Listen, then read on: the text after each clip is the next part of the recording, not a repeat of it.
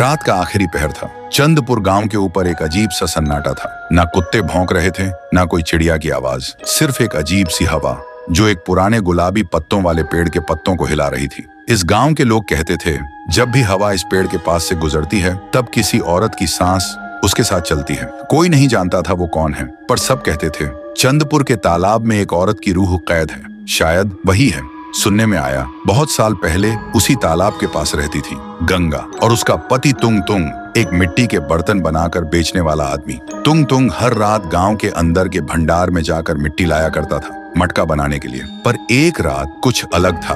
उस दिन अमावस थी और मिट्टी से एक अजीब सी बदबू आ रही थी। तुंग तुंग ने गंगा से कहा, रात भारी है, तू सो जा, मैं बस कुछ देर में मिट्टी लाकर लौट आता हूँ। गंगा को दरवाजे पर बोलकर ही वो चला गया। अगली सुबह गांव वालों ने देखा तालाब के पास तुंग तुंग का मटका पड़ा था और उसके अंदर सिर्फ खून, लेकिन तुंग तुंग गायब था।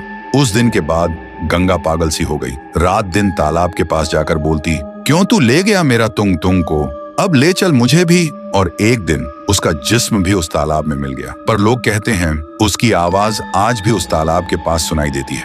कुछ लोगों ने देखा रात के तीसरे पहर में जब कोई तालाब के पास जाता है तो पानी में अपनी नहीं गंगा की परछाई दिखती है और वो बुलाती है, आजा।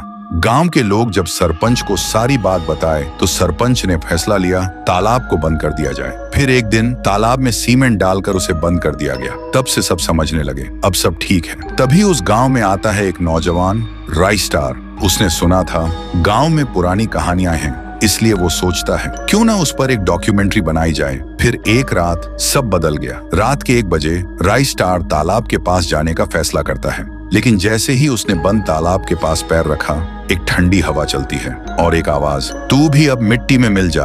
राइस्टार डरते हुए पलटा। फिर जो उसने देखा उसके होश उड़ गए। तो दोस्तों, राइस्टार ने ऐसा क्या देखा जिसे देखकर वो खुद सन्न हो गया? अगर जानना है तो कमेंट करो, पार्ट 2 चाहिए।